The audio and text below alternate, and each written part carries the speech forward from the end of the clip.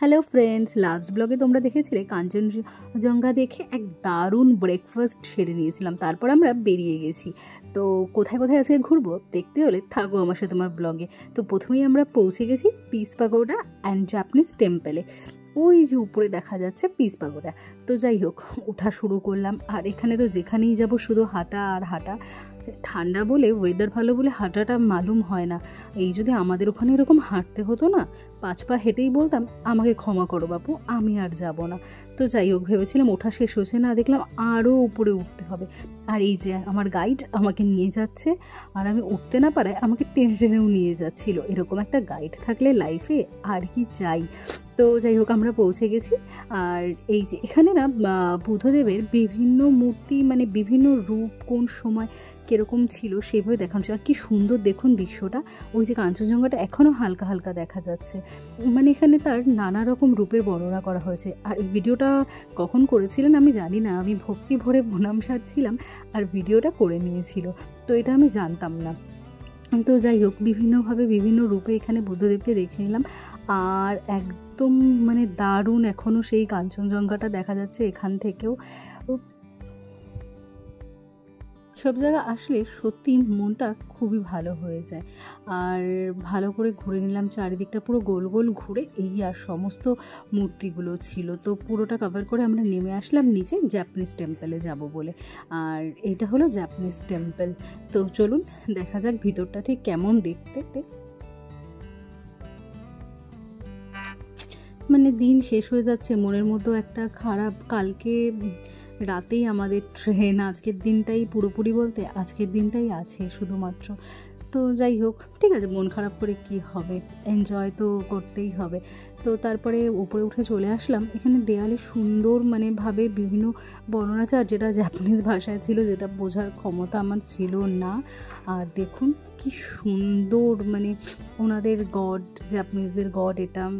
তো মানে এত সুন্দর লাগলো না দেখতে, ব্যাপারটা মনটা পুরো শান্ত হয়ে গেল। তারপর ওখান থেকে আমরা রওনা দিয়ে দিলাম। তো এই যে আবার একটা টয় ট্রেন, দেখুন টয় ট্রেন দেখে পুরো মন ভরে নিয়েছি। তো আমাদের এখান থেকে নেক্সট ডেস্টিনেশন ছিল একটা টি গার্ডেন।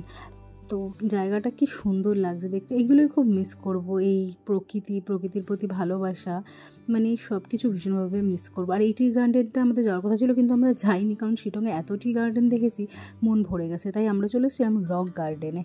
কি সুন্দর অপূর্ব জায়গাটা, মানে নিজে চোখে না দেখলে, মানে ফোনের ক্যামেরায় তো আর সেই জিনিসটা ধরা পড়ে না যেটা নিজের চোখের অনুভূতিতে ধরা পড়ে। তো এখানেও ওপরে ওঠা, তো আমরা লাইন দিয়ে সবাই পরপর একদম উঠতে লাগলাম। চারিদিকে মানে অসংখ্য ফুল গাছ, মানে ভর্তি। আর এত সুন্দর, নামেই তো আছে রক গার্ডেন। আর এখানে দেখুন যে এখানে কি সুন্দর, আই থিঙ্ক এটাও মানে জাপানিজ ভাবে এদের একটা প্রোগ্রাম করছিল। আমার তো খুব সুন্দর লাগছিল ব্যাপারটা শুনতে, দেখতে, বুঝতে না পারলেও ফিল তো করতে পারছিলাম না।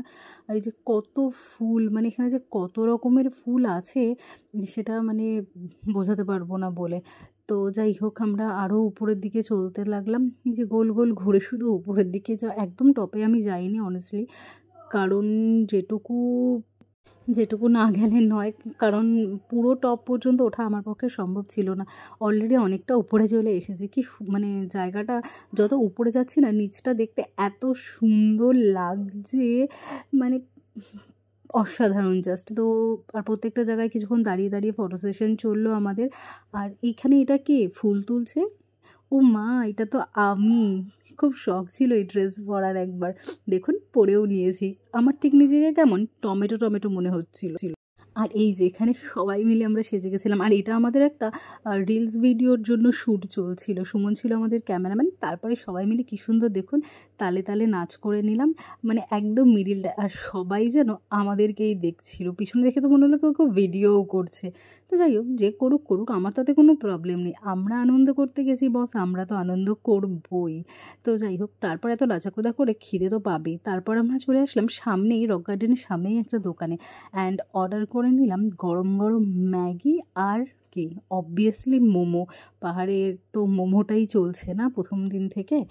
আর তারপর আমরা ওখান থেকে বেরিয়ে দার্জিলিংয়ের একটা মনেস্টারিতে আসলাম। এটা এখানকার সবথেকে বড় মনেস্টারি। তো যাই হোক, এখানেও উঠতে হবে। তো ওঠার পরে গেলাম, দেয়ালে কি সুন্দর মানে চিত্র বর্ণনা করা ছিল এখানে, খুব সুন্দর লাগছিল দেখতে। তো সবই সুন্দর, এখানে এসে অসুন্দর বলার মতন কিছুই নেই যে বলবো এটা খারাপ লাগছে দেখতে, ভালো লাগছে না, তো সেরকম কিছুই নেই। আর প্রকৃতির থেকে সুন্দর আর কিছু হতে পারে বলে আমার মনে হয় না। আর প্রকৃতির কোলে যে জিনিসগুলো, অবভিয়াসলি সেই জিনিসগুলো সুন্দর হবেই। তো বেশ দেখুন, আর এই পাখির ঝাঁকগুলো এত সুন্দর খেলা করছিল, আমার ওদের দেখে মনটা যেন আরও ভালো হয়ে গেল। দল বেঁধে একবার এদিকে যাচ্ছে, একবার ওদিকে যাচ্ছে। তারপর আমরা ভিতরটা চলে আসলাম। ভিতরটা এত শান্ত, মানে একটা সুন্দর স্মেল, মানে অপূর্ব। মন শান্ত করার জন্য এর থেকে ভালো কিছু আর হতে পারে বলে আমার মনে হয় না। তো এখানে আরও কিছুক্ষণ সময় কাটানোর পর তারপর আমরা রওনা দিলাম আবার হোটেলের উদ্দেশ্যে। হোটেলে এসে একটু ফ্রেশ হয়ে লাঞ্চ করে নিলাম। আর আজকে ছিল মেনুতে ভাত, ডাল, সবজি আর মাছ। তারপর বিকালে কী কী করলাম দেখো।